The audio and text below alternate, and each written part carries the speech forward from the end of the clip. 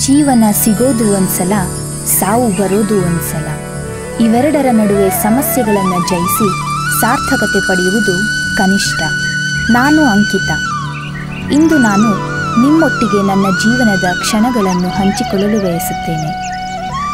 ಎಲ್ಲರಂತೆ ಸಾಮಾನ್ಯಳಾಗಿದ್ದ ನಾನು social ಮೀಡಿಯಾದಂಥ Facebook ಬಳಸಿಕೊಂಡು ಸಮಸ್ಯೆಗೆ ಸೆಡ್ಡು ಹೊಡೆದು ಸಾರ್ಥಕತೆ ಪಡೆದುಕೊಂಡ ನನ್ನ ಜೀವನದ ಕಳೆದ ದಿನಗಳು ಹೇಗಿದ್ದವು ಗೊತ್ತೇ?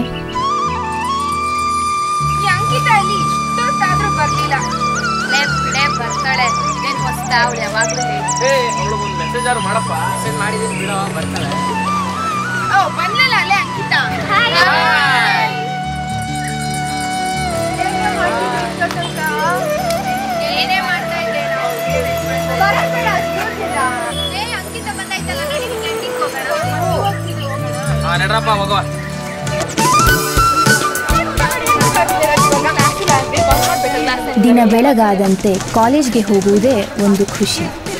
ಕಾಲೇಜಿನ ಕ್ಯಾಂಟೀನ್ನಲ್ಲಿ ಎಲ್ಲ ಫ್ರೆಂಡ್ಸ್ಗಳು ಭೇಟಿಯಾಗುವ ಮೂಲಕವೇ ನಮ್ಮ ಮೋಜು ಮಸ್ತಿ ಆರಂಭವಾಗುತ್ತಿತ್ತು. ಒಮ್ಮೆ ಕ್ಯಾಂಟೀನ್ನಲ್ಲಿ ಕುಳಿತರೆ ಸಾಕು, ಅಲ್ಲಿ ಪೂರ್ತಿ ನಮ್ಮದೇ ಹವಾ. ಪ್ರತಿದಿನ ನಮ್ಮಲ್ಲೊಬ್ಬರ ಜೇಬಿಗೆ ಕತ್ತರಿ ಬೀಳುತ್ತಿದ್ದದಂತೂ ಖಚಿತ. ಹಂಚಿ ತಿನ್ನುವುದು, ಕೂಲ್ ಡ್ರಿಂಕ್ಸ್ಗಾಗಿ ಕಿತ್ತಾಡುವುದು, ಒಬ್ಬರನ್ನೊಬ್ಬರು ರೇಗಿಸುವುದು, ಅದರಿಂದ ನಾನು ಮುನಿಸಿಕೊಳ್ಳುವುದು ಎಲ್ಲವೂ ಚಂದ.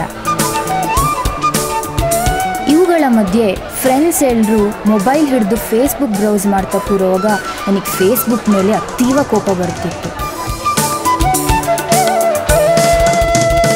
ಹೀಗೆ ಕಾಲೇಜ್ ಆರಂಭವಾಗುತ್ತಿದ್ದುದು ಕ್ಯಾಂಟೀನ್ನಲ್ಲೇ, ದಿನ ಕಳೆಯುತ್ತಿದ್ದುದು ಕ್ಯಾಂಟೀನ್ನಲ್ಲೇ.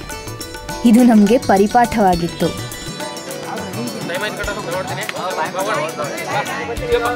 ಮಾತು ಮುಗಿದ ನಂತರ ಫ್ರೆಂಡ್ಸ್ಗಳು ಒಬ್ಬೊಬ್ಬರೇ ಕೆಲಸಗಳನ್ನು ನೆನೆದು ಮನೆಗೆ ತೆರಳುತ್ತಿದ್ದಂತೆ ನನಗೆ ಬೇಸರವಾಗುತ್ತಿತ್ತು.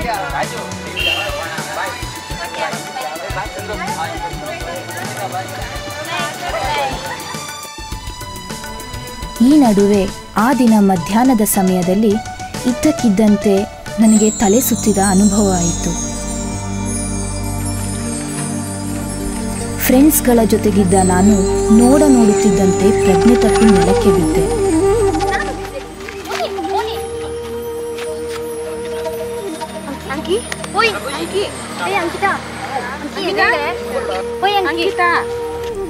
ಆ ಸಮಯದಲ್ಲಿ ನನ್ನ ಆಪ್ತ ಸ್ನೇಹಿತರು ನನ್ನನ್ನು ಆಸ್ಪತ್ರೆಗೆ ಕರೆದೊಯ್ದರು.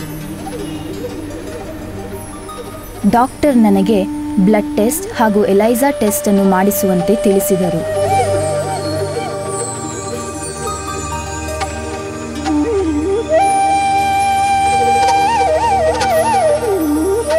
ಆದರೆ ಆ ದಿನ ನನ್ನ ಬಾಳಲ್ಲಿ ಕರಾಳ ದಿನವಾಗಿತ್ತು. ಏಕೆಂದರೆ ಮೆಡಿಕಲ್ ಟೆಸ್ಟ್ನ ರಿಸಲ್ಟ್ನಿಂದ ನನಗೆ HIV ಪಾಸಿಟಿವ್ ಇದೆ ಎಂಬ ವಿಷಯವು ತಿಳಿದು ಬಂತು.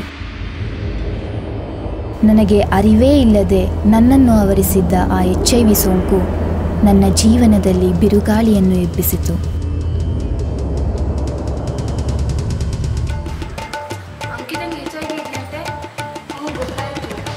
ಇದಾದ ನಂತರ ಕಾಲೇಜ್ ತುಂಬ ನನ್ನದೇ ಮಾತು.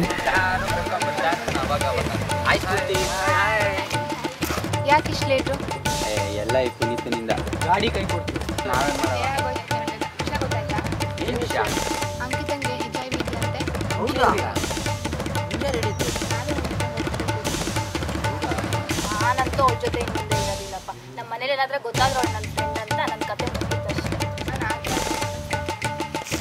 ಯಾರು ಎಲ್ಲರೂ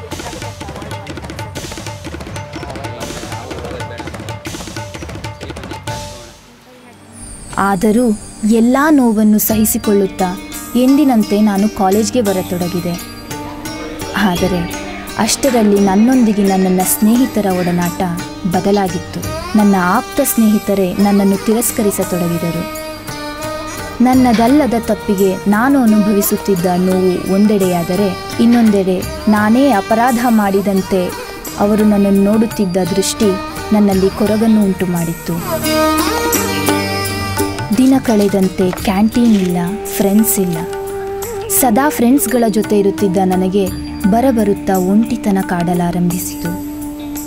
ಆಗಿಂದಾಗೆ ನನಗೆ ಕಾಲ್ ಮಾಡಿ ಮಾತನಾಡುತ್ತಿದ್ದ ನನ್ನ ಸ್ನೇಹಿತರು ಇದ್ದಕ್ಕಿದ್ದಂತೆ ನನ್ನೊಂದಿಗೆ ಮಾತನಾಡುವ ಆಸಕ್ತಿಯನ್ನೇ ಕಳೆದುಕೊಂಡರು.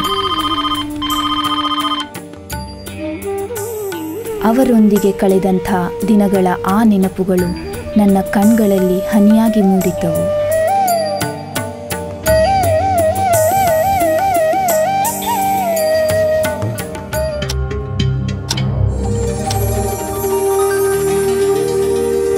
ಒಂಟಿತನದ ಬೇಗೆಯಲ್ಲಿ ಬೇಯುತ್ತಾ ದುಃಖಿಸುತ್ತಿದ್ದ ನಾನು ಏನನ್ನಾದರೂ ಮಾಡಿ HIV ಬಗ್ಗೆ ಎಲ್ಲರಲ್ಲೂ ಅರಿವನ್ನು ಮೂಡಿಸಿ ನನ್ನ ಸ್ನೇಹಿತರನ್ನು ಮರಳಿ ಪಡೆಯಲೇಬೇಕೆಂಬ ನಿಲುವಿಗೆ ಬಂದೆ.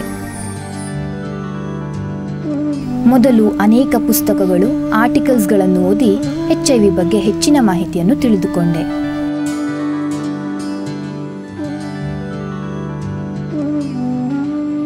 ನಂತರ ಇಂಟರ್ನೆಟ್ ಮುಖಾಂತರವೂ ವಿಷಯಗಳನ್ನು ಕಲೆ ಹಾಕಿದೆ.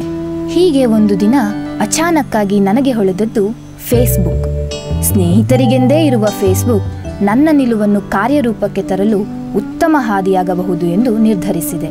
ನಂತರ ನಾನು ಫೇಸ್ಬುಕ್ನಲ್ಲಿ ಅನಾಮಿಕ ವ್ಯಕ್ತಿಯಾಗಿ ಈ ಫ್ರೆಂಡ್ಸ್ ಎಂಬ ಪೇಜನ್ನು ಕ್ರಿಯೇಟ್ ಮಾಡಿದೆ. ಅದರ ಮುಖಾಂತರ ನನಗೆ HIV ಇರುವುದನ್ನು, ನನ್ನ ಸ್ನೇಹಿತರು ನನ್ನ ಮೇಲೆ ತೋರಿದ ತಿರಸ್ಕಾರವನ್ನು, ನನ್ನ ದುಃಖವನ್ನು ಹೇಳಿಕೊಂಡೆ. HIV ಪೀಡಿತರಾದ ಪ್ರತಿಯೊಂದು ವರ್ಗದ ಜನರ ಚಿತ್ರಣವನ್ನು ಮನದಲ್ಲಿ ಇಟ್ಟುಕೊಂಡು ಅದರ ಬಗ್ಗೆ ಜಾಗೃತಿ ಮೂಡುವಂತೆ ಆಂದೋಲನ ನಡೆಸುವ ದೃಢ ನಿರ್ಧಾರ ಮಾಡಿದೆ. ನನ್ನ ಕುಟುಂಬದವರು ನನ್ನ ನೋವನ್ನು ಮರೆಸುತ್ತಾ ನನ್ನ ಸಾಧನೆಗೆ ಬೆಂಬಲ ನೀಡುತ್ತಿದ್ದರಾದರೂ ಸ್ನೇಹಿತರು ನನ್ನೊಟ್ಟಿಗೆ ಇಲ್ಲದಿರುವ ನೋವು ನನ್ನನ್ನು ಸದಾ ಕಾಡುತ್ತಲೇ ಇತ್ತು. ಆದರೂ ನಾನು ನನ್ನ ನಿರ್ಧಾರವನ್ನು ಕೈಬಿಡಲಿಲ್ಲ. ಫೇಸ್ಬುಕ್ನ ಈ ಫ್ರೆಂಡ್ಸ್ ಪೇಜ್ನಲ್ಲಿ ಪ್ರತಿದಿನವೂ ವಿಷಯಗಳನ್ನು ಅಪ್ಡೇಟ್ ಮಾಡುತ್ತಾ ಹೋದೆ ಹಾಗೂ ಜನರ ಪ್ರತಿಕ್ರಿಯೆಗಳಿಗಾಗಿ ಕಾಯುತ್ತಲೇ ಇದ್ದೆ. ನೋಡುತ್ತಿದ್ದಂತೆ ಈ ಫ್ರೆಂಡ್ಸ್ ಪೇಜ್ಗೆ ಒಂದರ ಹಿಂದೊಂದು ಲೈಕ್ಸ್ಗಳು ಬರತೊಡಗಿದವು.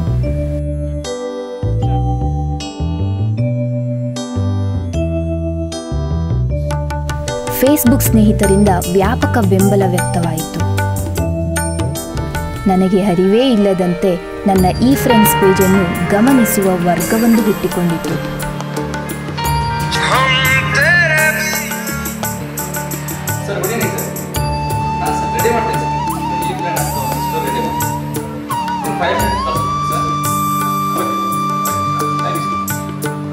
ಅನಾಮಿಕ ವ್ಯಕ್ತಿಯಾಗಿ ಫೇಸ್ಬುಕ್ನಲ್ಲಿ ನಾನು ಕ್ರಿಯೇಟ್ ಮಾಡಿದ್ದ ಈ ಫ್ರೆಂಡ್ಸ್ ಪೇಜ್ ಎಲ್ಲೆಡೆ ಸುದ್ದಿಯಾಯಿತು. ಜನರಲ್ಲಿ, ನ್ಯೂಸ್ ಪೇಪರ್ಗಳಲ್ಲಿ ಚರ್ಚೆಗೆ ಒಳಗಾಯಿತು. ಪರವಾಗಿಲ್ಲ ಮಗ, ಫೇಸ್ಬುಕ್ ಅಲ್ಲಿ ಇಷ್ಟೊಂದೆಲ್ಲ ಒಳ್ಳೆ ಕೆಲಸ ಮಾಡಿದ್ದಾಳೆ.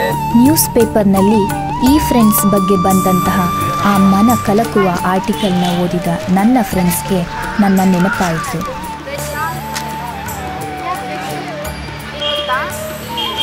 ಫೇಸ್ಬುಕ್ಕಲ್ಲಿ ಈ ಫ್ರೆಂಡ್ಸ್ ಅಂತ ಒಂದು ಪೇಜ್ ನೋಡಿದ್ದೆ ಆಯ್ತಾ, ಸ್ವಲ್ಪ ದಿನ ಮುಂಚೆ.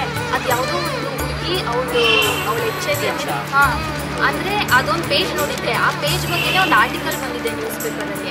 ನಾನು ಅವತ್ತು ಲೈಕ್ ಕೊಡೋಣ ಅಂದ್ಕೊಂಡೆ, ಆಯ್ತು ಏನೋ ಇರ್ಬೋದು ಅಂದ್ಕೊಂಡು ಜಸ್ಟ್ ಒಂಥರ ರಿಜೆಕ್ಟ್ ಮಾಡಿಬಿಟ್ಟಲ್ಲ. ಬಟ್ ಅದೇ ಈ ಫ್ರೆಂಡ್ಸ್ ಅನ್ನೋದ್ರ ಬಗ್ಗೆ ಒಂದು ಆರ್ಟಿಕಲ್ ಬಂದಿದೆ ನ್ಯೂಸ್ ಪೇಪರ್, ಅದನ್ನು ಓದಿದೆ. ಅಂದರೆ ಆ ಹುಡುಗಿ ಅವಳು ಅನುಭವಿಸ್ತಿರೋಂಥ ನೋವು, ಪ್ರಾಬ್ಲಮ್ಸ್ ಅದನ್ನೆಲ್ಲ ಹೇಳ್ಕೊಂಡಿದ್ದಾಳೆ ಆರ್ಟಿಕಲಲ್ಲಿ. ಇವನ್ ಈ ಪೇಜ್, ಈ ಫ್ರೆಂಡ್ಸ್ ಅನ್ನೋ ಒಂದು ಪೇಜ್. ಸೊ ನಮ್ಗೆ ಅದು ಓದಕ್ಕೆ ಆ್ಯಕ್ಚುಲಿ ಒಂದು ಆರ್ಟಿಕಲ್ ಕಣೆ, ಅದನ್ನು ಓದೋಕ್ಕಾಗಲ್ಲ, ಇಷ್ಟೊಂದು ಬೇಜಾರಾಯಿತು ನನಗೆ. ಬಟ್ ನಾವು ಅಂಕಿತ ಅವ್ರು ನಿಜವಾಗ್ಲೂ ಅನುಭವಿಸ್ತಿದ್ದಾಳೆ ಅಂತ ನಾವು ಮೋಸ್ಟ್ಲಿ ಅವಳನ್ನು ಅವಾಯ್ಡ್ ಮಾಡಿ ತಪ್ಪು ಮಾಡಿದ್ವಿ. ತಪ್ಪೇನೋ ಆಯಿತು, ಈಗ ತಪ್ಪು ತಿಳ್ಕೊಳ್ಳೋರಿಗೆ ಅವ್ರು ಹೋಗಿ ನೀಟ್ ಮಾಡ್ಕೊಂಡು ತುಂಬ ದಿನ ಆಯಿತು. ಸಂಜೆ ಮೇಲೆ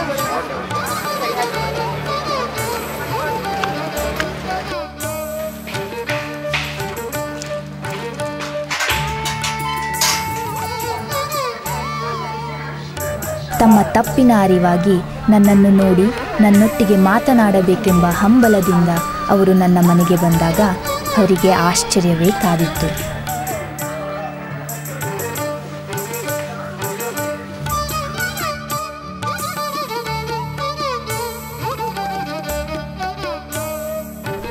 ಈ ಫ್ರೆಂಡ್ಸ್ನಲ್ಲಿ ಮಗ್ನಳಾಗಿದ್ದ ನನ್ನನ್ನು ಕಂಡಾಗ ಈ ಫ್ರೆಂಡ್ಸ್ನ ಪೇಜನ್ನು ಕ್ರಿಯೇಟ್ ಮಾಡಿದ ಆ ಅನಾಮಿಕ ವ್ಯಕ್ತಿ ನಾನೇ ಎಂದು ತಿಳಿದಾಗ ವಿಸ್ಮಿತರಾದ ಅವರ ಮನಸ್ಸಿನಲ್ಲಿ ಮಾಡಿದ ತಪ್ಪಿಗೆ ಮುಜುಗರವೂ ಉಂಟಾಯಿತು.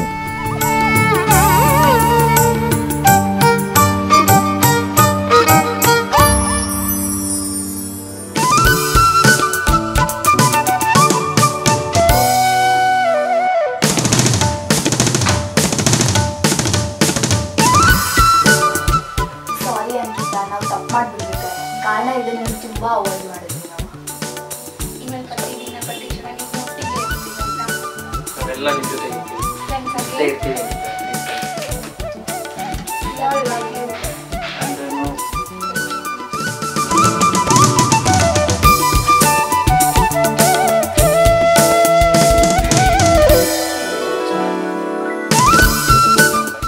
ಹೀಗೆ ಫೇಸ್ಬುಕ್ ನನ್ನ ಸ್ನೇಹಿತರನ್ನು ಮತ್ತೆ ನನ್ನೊಟ್ಟಿಗೆ ಬರುವಂತೆ ಮಾಡಿತಲ್ಲದೆ ಅವರೂ ಕೂಡ HIV ಬಗ್ಗೆ ಅರಿವು ಮೂಡಿಸುವ ಈ ಆಂದೋಲನಕ್ಕೆ ಕೈ ಜೋಡಿಸುವಂತೆ ಪ್ರೇರೇಪಿಸಿತು.